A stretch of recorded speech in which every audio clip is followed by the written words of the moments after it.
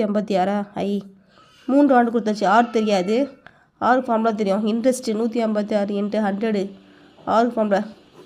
இதுக்கு மட்டும் பார்க்குறோம். 3 ஆண்டுகளில் இந்த வட்டி வீதம் இதில் இது உயருதுன்னா வட்டி வீதம் தனிவட்டி தெரியும் நம்மளுக்கு 156. அசல் தெரியும். அசல் பார்த்திங்கன்னா 800. ஃபார்முலா அப்படியே அப்ளை பண்ணுறோம்.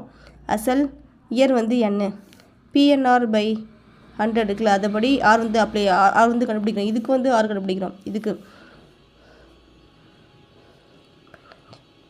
3 6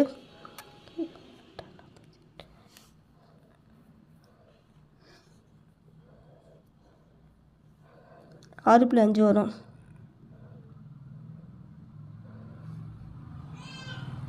6 வந்து 6.5.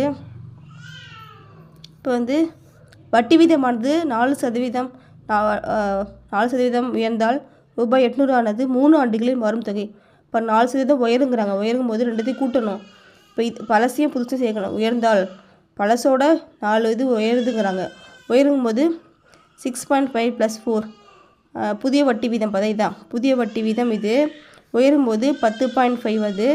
இந்த 10.5க்கு தான் வந்து இது வந்து அசல் வருது 3 ஆண்டு.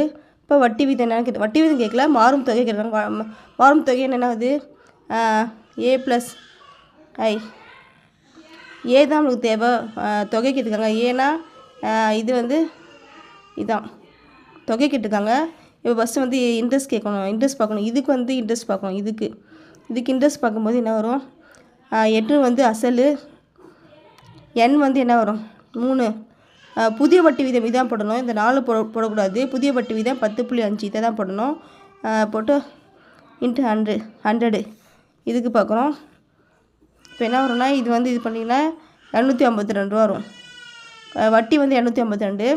ஏ வந்து என்ன சொன்னால் இது ரெண்டையும் கூட்டணும். இது ரெண்டையும் கூட்டணும்னு சொன்னோன்னா மொத்த தொகை 800 + 252 என்ன வரும்?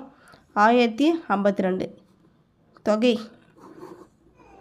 1052 வரும். இதுதான் ஆன்சர்.